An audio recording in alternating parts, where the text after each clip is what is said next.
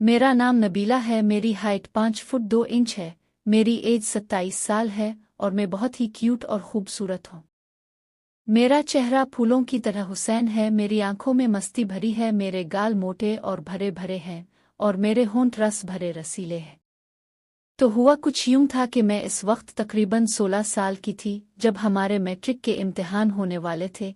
मैं कोई बहुत कमज़ोर स्टूडेंट तो ना थी पर कोई बहुत ज़हीन स्टूडेंट भी ना थी, जिस वजह से इम्तिहानात की तैयारी के लिए मुझे किसी न किसी से रहनुमाई की ज़रूरत थी। मेरी खाला का बेटा शहजाद BA कर चुका था और वो हमारे घर से ज़्यादा दूर भी नहीं रहता था। मैंने अम्मा जान से कहा कि वो शहजाद से बात करें कि वो फारिग वक्त में मुझे पढ़ा दिया करें। इस तरह मुझे ट्यूशन के लिए ज़्यादा दूर नहीं जाना पड़ेगा, आने जाने की परेशानी भी नहीं होगी और वक्त भी ज़ाय नहीं होगा।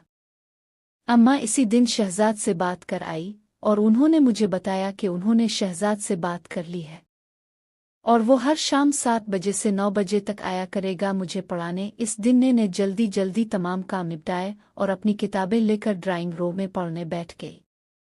तकरीबन 7:30 बजे होंगे जब शहजाद हमारे घर आए। शहजाद की उम्र इस वक्त 25 साल के करीब थी और काफ़ी वजीहा और हैंडसम शख्सियत के मालिक थे। उनका कद 6 फुट के करीब जबकि जिस्म मजबूत और तवाना था। क्लीन शेव के साथ सांवला रंग क़यामत खेज था। रस्मी सलाम दुआ के बाद मुझसे मुखातिब होते हुए बोले, अच्छा तो मेरी शागिर्द पढ़ाई के लिए तैयार है। मैंने भी सर हिलाते हुए कहा, जी वेरी गुड। ये बताओ किस सब्जेक्ट में खुद को ज़्यादा कमज़ोर समझती हो। शहजाद ने मेरी किताब उठाकर उसके वरक उलटते हुए किताब पर ही नज़रें जमाए मुझसे दूसरा सवाल पूछा। तो मैंने उन्हें बताया कि मैथ और इंग्लिश में कमज़ोर हूँ।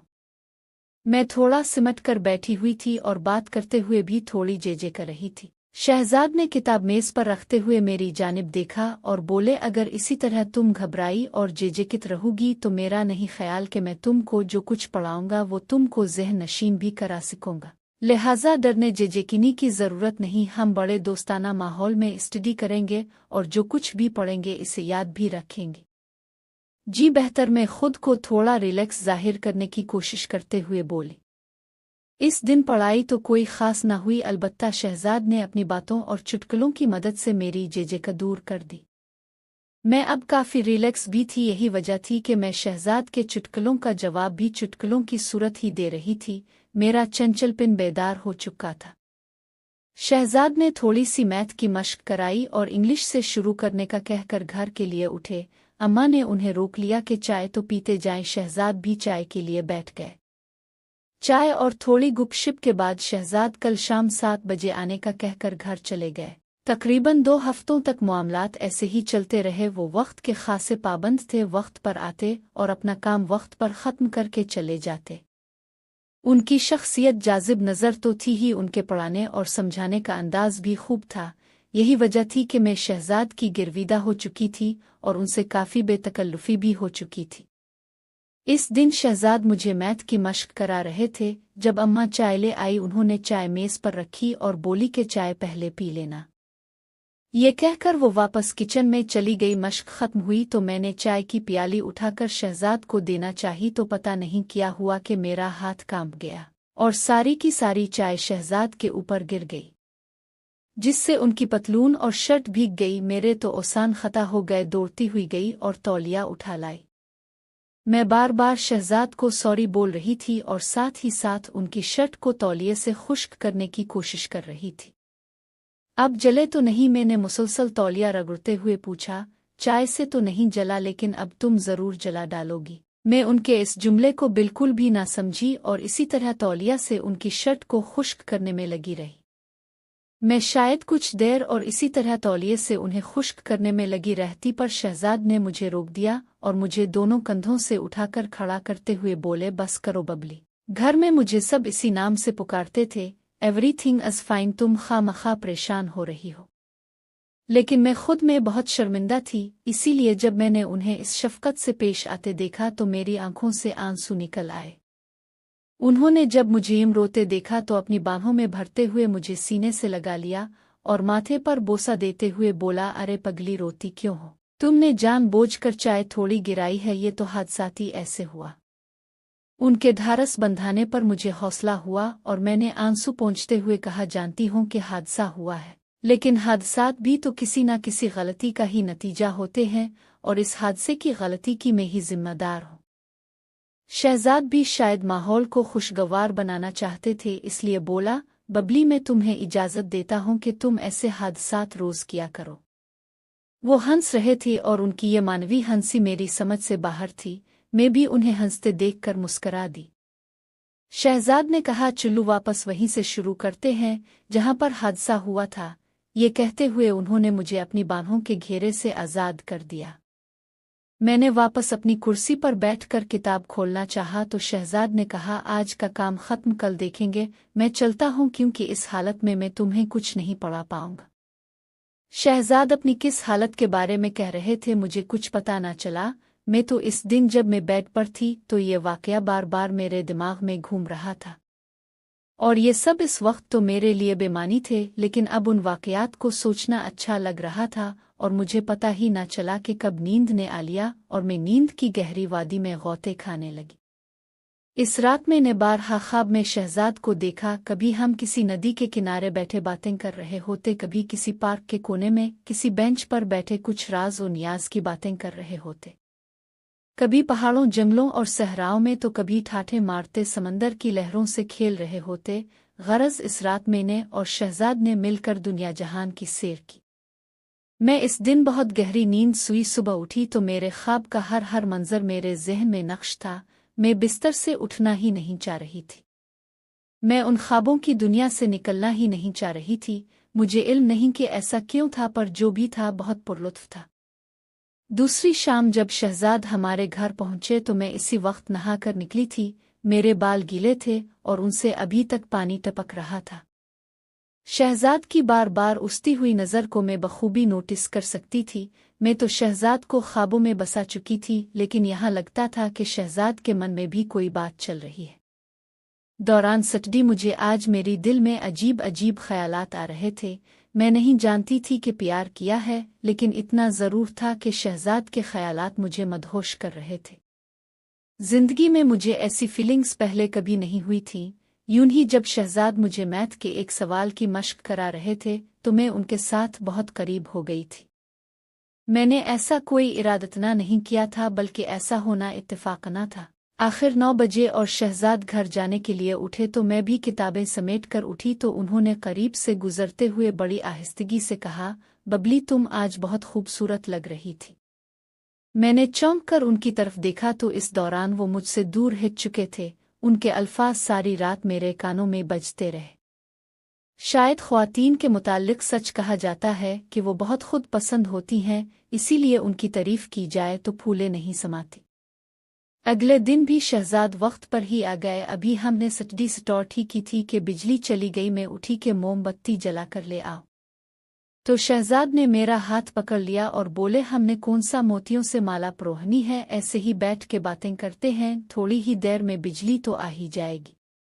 तो मैं भी उधर ही बैठ गई और हम इधर उधर की बातें करने लगे। शहजाद ने मेरा हाथ ऐसे ही पकड़े रखा था, लेकिन मुझे अजीब लग रहा था। अगरचे शहजाद की मोहब्बत मुझ पर हावी हो चुकी थी और उनकी पर असर शख्सियत ने मुझ पर जादू सा कर दिया था, लेकिन मैं फौरी तवक्को नहीं कर रही थी।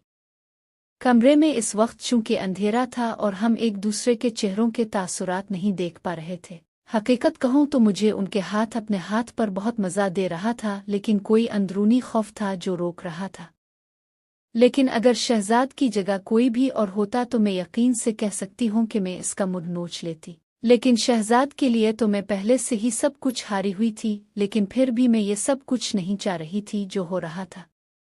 मुझे अजीब लगने लगा था, इसीलिए मैंने शहजाद के हाथ को छोड़ा और टॉयलेट जाने के बहाने वहां से उठ गई। लेकिन मैं जैसे ही उठकर कदम बढ़ाने वाली थी, पता नहीं मुझे क्या हुआ, मैं डगमगा गई।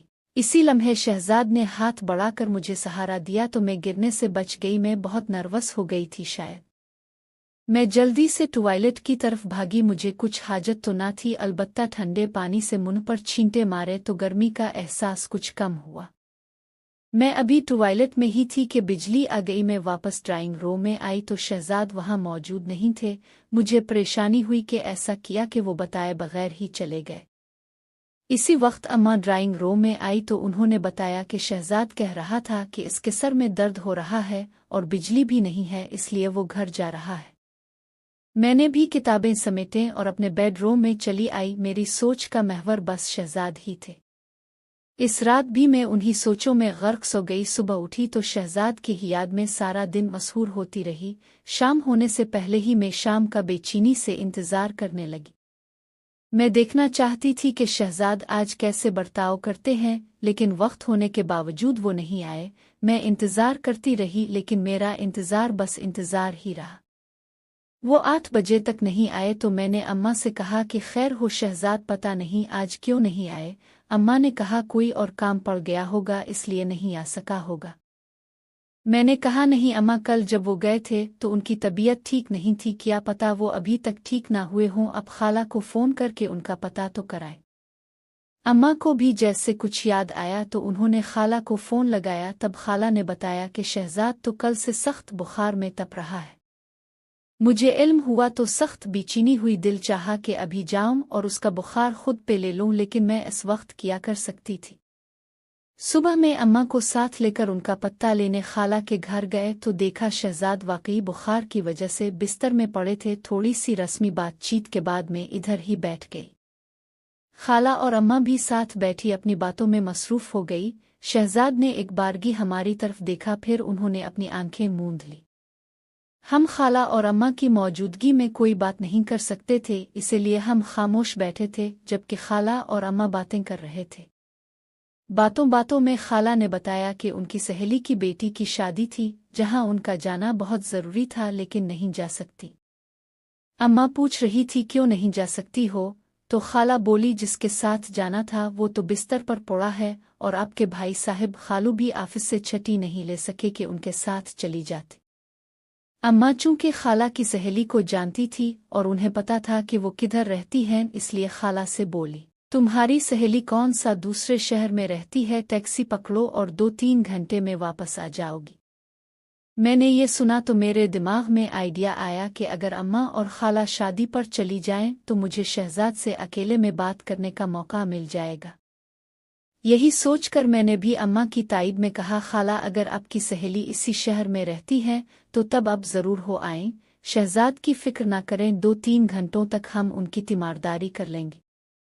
खाला और अम्मा दोनों को मैंने शादी में जाने पर आमादा कर लिया, अगरचे अम्मा जाना नहीं चाहती थी। उन दोनों के जाने के बाद में और शहजाद अब घर में अकेले थे। कोई 15 मिनट तक हम में कोई बात ना हुई। शहजाद वैसे ही आंखें मूंदे लेटे रहे। शायद वो मेरा इंतज़ार कर रहे थे कि मैं कोई बात शुरू करूंगी, लेकिन मैं तजब्जुब में रही कि बात शुरू कैसे करूं और कौन सी बात करूं। तन्हाई और खामोशी माहौल पर अजब परसरत थी। शहजाद ने मेरी तरफ करवट लेकर आंखें खोल दी। नबीला तुमने मुझे जला डाला। उनकी आवाज़ मेरी समातों से टकराई, उनकी नज़रें मेरे चेहरे पर गड़ी थीं।